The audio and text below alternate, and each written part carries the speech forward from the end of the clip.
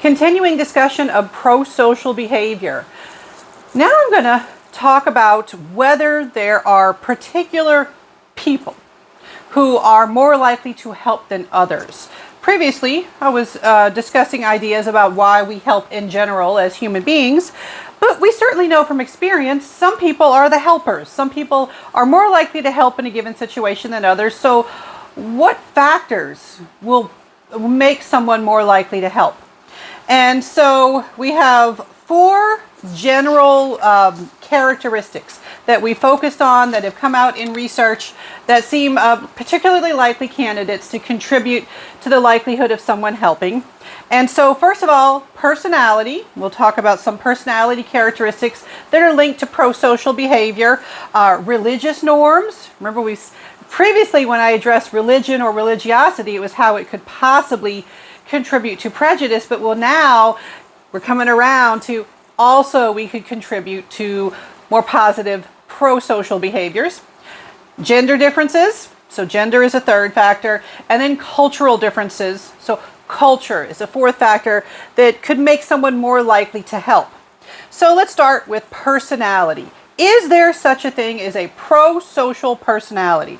Well, there's not just one factor. There's not like a pro-socialness, a personality factor that's been identified or studied or measured, but certain personality factors seem to correlate with pro-social behavior. And so we have this characteristic, a need for approval.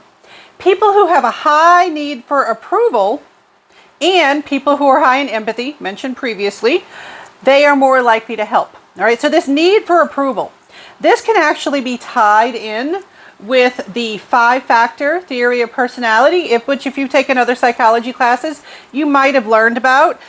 So these are 5 general factors that describe personality characteristics. Everybody has a little bit of this, but you can be high or average or low in these characteristics. And so the 5 characteristics, you can remember them with ocean. O stands for openness to experience. C stands for conscientiousness. E stands for extroversion. A stands for agreeableness. N stands for neuroticism. Agreeableness can be linked into need for approval, or it's not the exact same thing, but it can certainly overlap. When you are agreeable, this is a characteristic where you are kind and generous and helping. Wait, that sounds like pro-social behavior, even though that's not exactly what is measured there. But not surprisingly, agreeableness has a strong positive correlation with helping behavior. People who are higher in agreeableness, they're more likely to engage in pro-social behavior. We also, so agreeableness defined by cooperation and compassion. Compassion can be tied to empathy. So there we have those, again, we're tying it to that idea of high need for approval, high empathy. You are very likely to help. Also, another personality characteristic that is negatively correlated with pro-social behavior. Negatively means that you have more of this personality characteristic, you have less tendency to engage in pro-social behavior. So that means they are related in the opposite direction. You have more of one, that means you have less of the other. And so this personality characteristic is something we call Machiavellianism. All right, if you know it, you might know the root word's name for Machiavelli. All right, but Machiavellianism is a characteristic which involves being manipulative, distrustful, and egocentric.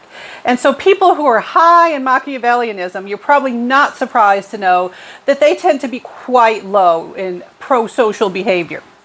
All right, so personality is one thing that could be linked to helping behavior. It doesn't explain everything. All right, but that is one, at least partial explanation. What do we have beyond personality? I mentioned religion or religious norms, all right? So not all religions have the same norms, even within one titular religion. Like you could have 2 people that say they are the same religion, but they may have different beliefs because of their specific readings of religious texts or what's taught in their particular religious house, church, temple, whatever it's called in a particular faith.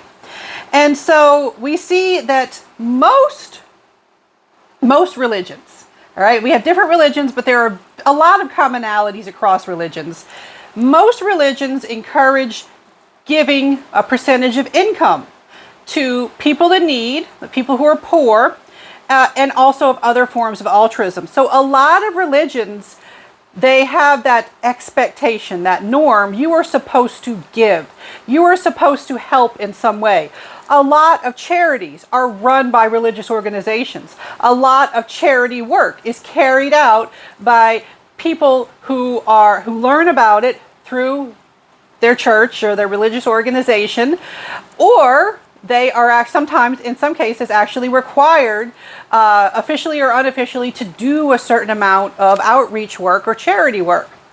And so this is one way religion can contribute to your pro-social behavior. And remember, previously we talked about religiosity and how you have intrinsic versus extrinsic religiosity. Intrinsic religiosity, where you are religious because you have a personal tie and belief to your particular religion. You deeply believe in it. You participate because it feels right to you. All right? Not because it looks good to go to church, but because you enjoy going to church and you agree with the tenets of your religion, that sort of thing. Intrinsic religiosity. Let's see. People with intrinsic religiosity offered help in one study, whether or not it was welcome. So even when people were like, no, I don't need help, people with intrinsic religiosity were more likely to try to help. Now, we also previously talked about religion as quest. All right, religion as quest. It's sort of opposite, or at least very different from fundamentalism. Fundamentalism, you believe that you should not question religion. Everything should be taken literally in religious text. It's very dogmatic. Religion is quest. Skepticism and questions are encouraged. People are encouraged to come up with their own reasons for why they believe in the particular religion or faith. And so people oriented towards religion as quest offered help only if the person wanted help. All right? And you see both of those, religion as quest and intrinsic religiosity, they both were very eager to try to help. Religion as quest, they were very attentive to whether the person welcomed their help. All right. Now, terminology. Moral hypocrisy versus moral integrity. Moral hypocrisy. This refers to the motivation to appear moral while avoiding the costs of behaving morally. All right? So that's the sort of thing like saying you would donate to charity, but not actually giving up your money to donate to charity. Acting like you would help someone in need, but not actually doing it when the time comes. Moral integrity, on the other hand, is actually doing the deed that you claim that you would do. The motivation to actually live up to one's standards of morality and ethics. All right, so someone who is part of a religion that talks about helping the poor, and they actually go out and do community outreach and work directly with people, that's moral integrity. Moral hypocrisy is like, oh yeah, I totally do that. I don't do that. All right. All right, so we've addressed religion. We've addressed personality in explaining pro-social behavior. What about some gender differences? All right, men versus women. Women, more than men, across cultures, tend to do certain things, like behaving with a greater social and ethical sensitivity. This might fit with some of your stereotypes about women versus men. They also exhibit a higher degree of nurturance in general, and they exhibit less combativeness in general. And these are related to these make it more likely that you're going to engage or have the opportunity to engage in pro-social behavior.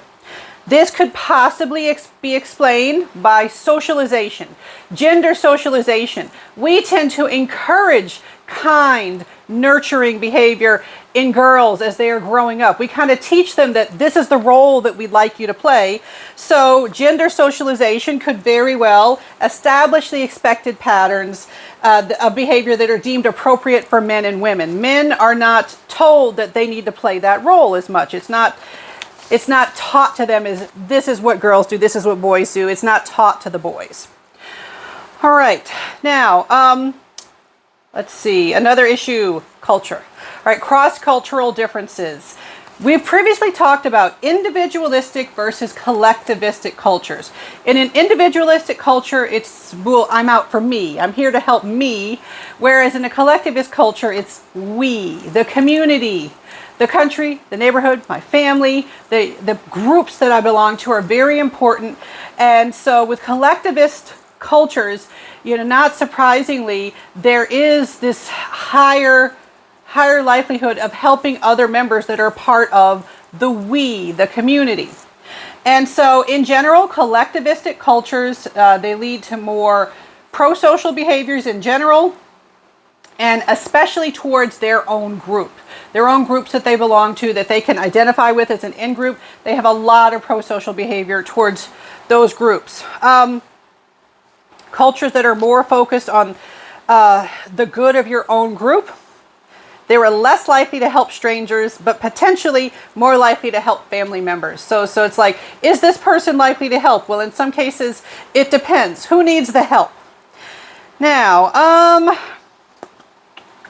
okay. Those are the research findings that I want you to know about. Now again, does this explain everything? No, this is what we learned. We are learning more as we do more research, but as we find, there are certain factors that make you more likely to help, and these are some of them. This is some of the research and some of the ideas that have been proposed.